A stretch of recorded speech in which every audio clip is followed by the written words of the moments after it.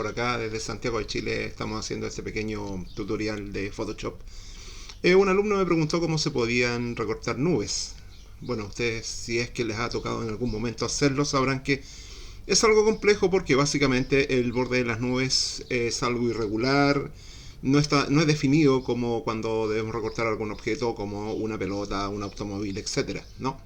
Por lo tanto, todo el recorte que tenga que ver con bordes poco definidos se hace un trabajo mediante canales eh, o aprovechando en el fondo la selección por gamas cromáticas. Entonces, en este caso vamos a buscar una solución relativamente fácil aprovechando la información que tiene el mismo programa. ¿Ok? Vamos con eso. Entonces, para comenzar, vamos a ir al menú selección. Vamos a hacer una selección, en este caso, por gama de colores. Bien. En este caso, Photoshop nos permite, usando estos cuentagotas, seleccionar el tono que queremos tomar como referencia para que se seleccione dentro de la imagen. Pero si tomas el cuentagotas con el signo más, sería para añadir otras tonalidades que hay en la misma fotografía. ¿Ok? Por eso yo voy haciendo algunas selecciones de algunos tonos que se pueden sumar y que son parte de la nube. Bien. Ahora, el problema con las nubes es que de pronto las nubes pueden ser muy blanquitas y pueden presentar muy buen contraste con el fondo del cielo. Y otras como esta, que tienen zonas más oscuras y cuyas tonalidades, si se dan cuenta, pueden parecerse más a las que presenta el cielo, ¿no? Por ejemplo, acá en la imagen de referencia que tenemos sobre lo que se estaría seleccionando, si se fijan acá en la zona inferior derecha de esta imagen, ya se empieza a transparentar un poco la selección. Por lo tanto, yo podría tomar el gotario con el signo menos para restar, por ejemplo, esa zona de tonos. El clic lo puedo hacer directamente acá o en la foto también, ¿sí? Y podría ajustar los valores de tolerancia para que esta selección sea más o menos marcada. Bien. Es decir, marcada, que la selección sea más absoluta o no, en ese sentido, ¿no? A nivel de los tonos que se deben seleccionar. Bueno, hago este primer avance en la selección que estoy haciendo, le digo OK, y vamos a tener entonces aquí ya una selección creada a partir de la gama tonal de la foto, en el fondo de donde yo había hecho la selección. Recomendación: este efecto de hormiguitas marchando o esta línea discontinua que se ve en movimiento, hormiguitas marchando es un término que le da Photoshop en inglés por si acaso, ¿ya? Es solamente una aproximación a lo que se está seleccionando en la imagen. Como estamos haciendo una selección por tonos, esto no refleja la gama de tonos que en el fondo se están seleccionando. Bien.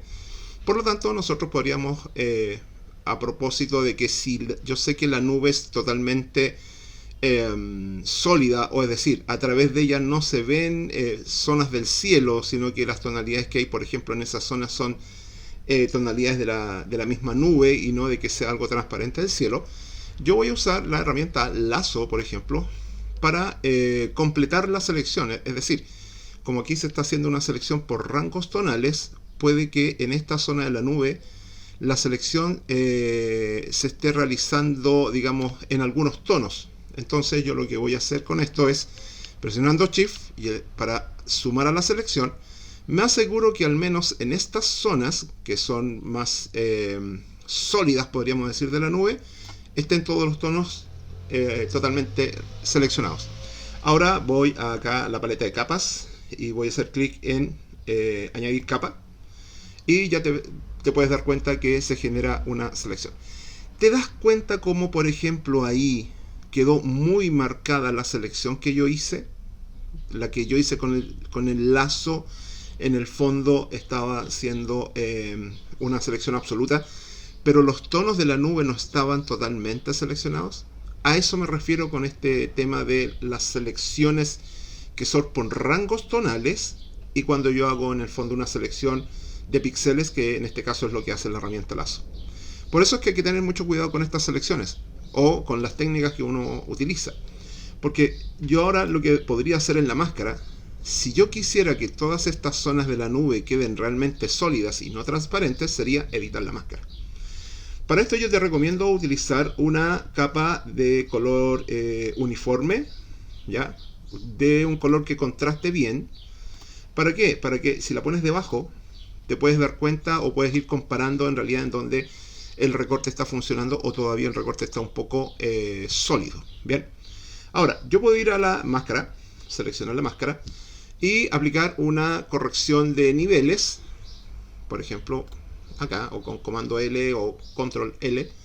Bien, y si yo muevo los niveles, voy a hacer que la máscara se cierre, ¿sí? Te das cuenta como yo moviendo los niveles lo que hago es que la máscara termine siendo bastante más sólida, más cerrada, ¿sí? Entonces haciendo que en el fondo aquellos tonos que se veían un poco transparentes no lo sean.